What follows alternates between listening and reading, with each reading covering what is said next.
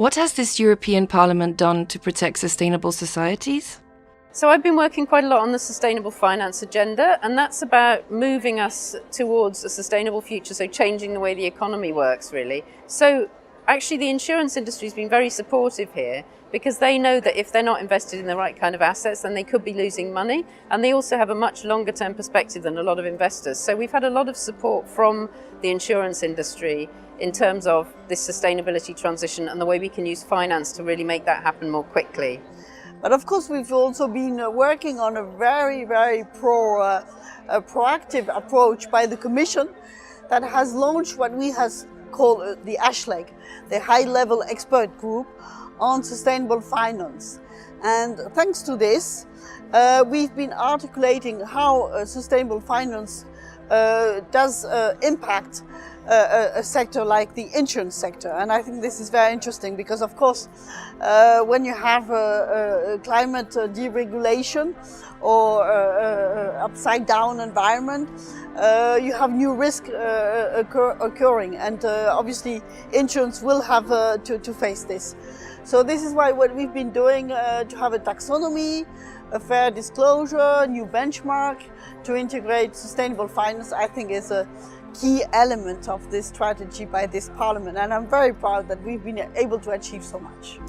The European Parliament has made significant steps in maintain and protect our way of life, and we improved but also approved very important legislative files on sustainable finance. And the Parliament is also very leading at this moment in setting high standards and also an ambitious program for that. And well, maybe a good example on that is the automotive industry.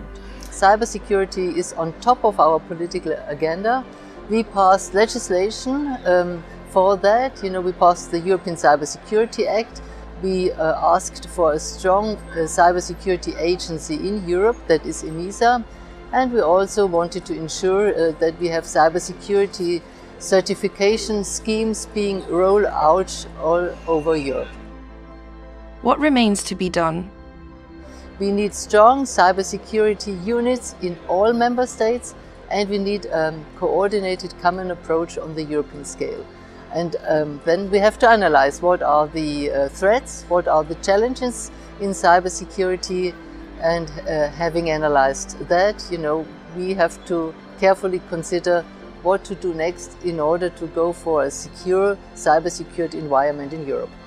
As a member of this Parliament, I also have to make sure that when we discuss sustainability, we also discuss the social dimension of it. Because I'm pretty sure if you look the way people are taking on board sustainable development, if it's only about more taxation for brown factors, it will impact the lowest household, and it will not fly. So you really need to work on your 2 feet. There's some really big areas where we're still not seeing any progress at all or going backwards, and the main one I would identify is aviation. So people fly more and more, and carbon dioxide from aviation is actually increasing, so that's a major focus. And I don't fly myself, and I think more people should make that decision not to fly, or fly maximum once a year.